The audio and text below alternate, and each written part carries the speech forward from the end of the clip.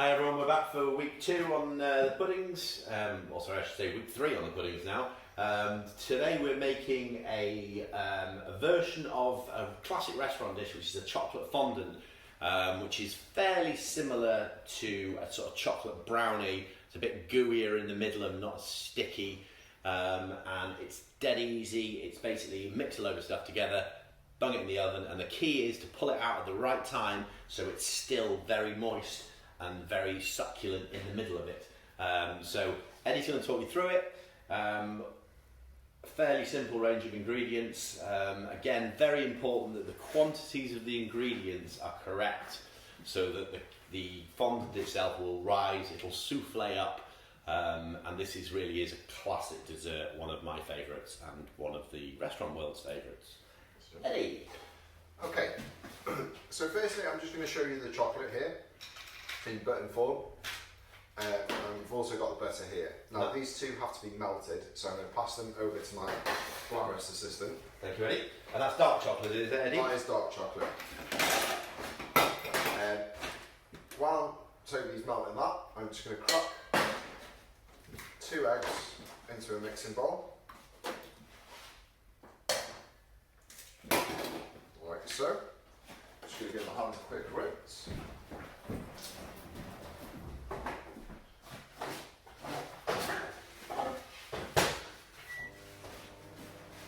So, get our whisk, and we're just going to whisk the egg until it's all mixed together.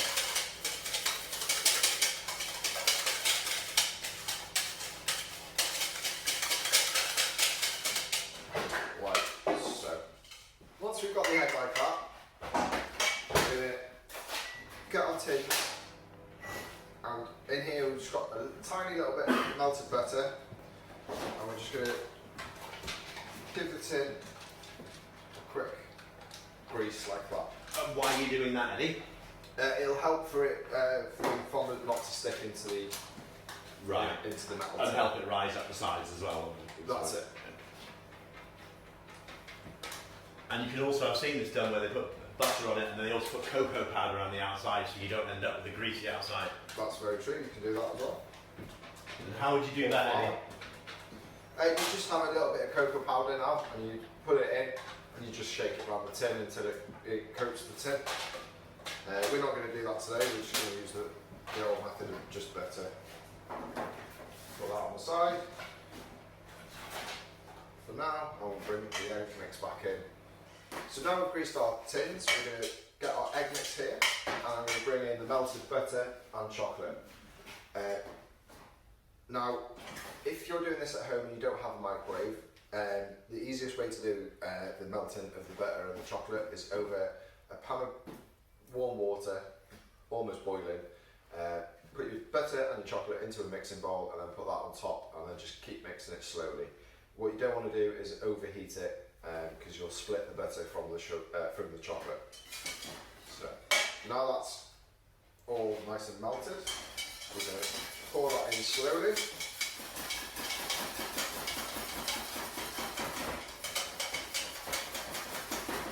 Like so.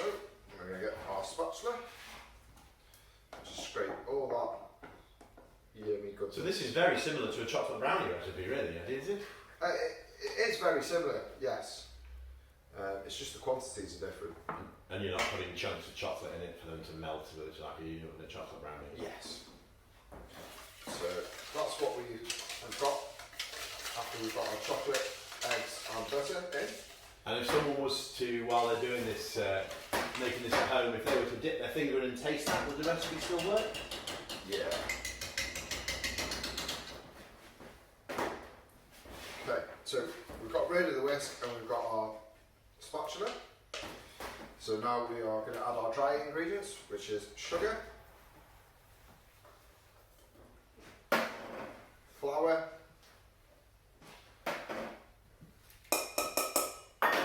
and baking powder. Now we're going to fold this, and when we say fold, we mean just get your spatula and go round slowly and keep folding it over. And the reason we do this is to get the air into it, to help it rise.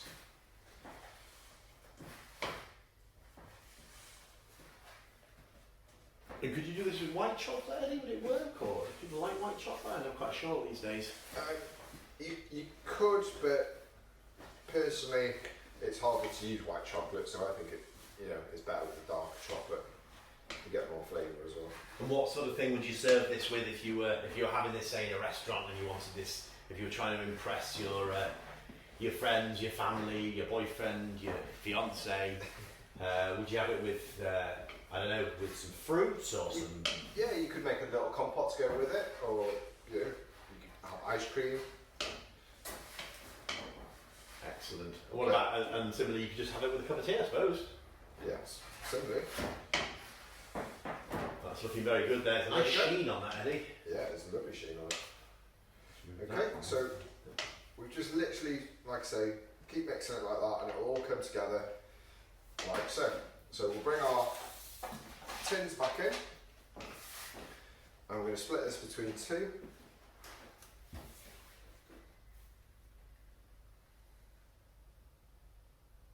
Like so.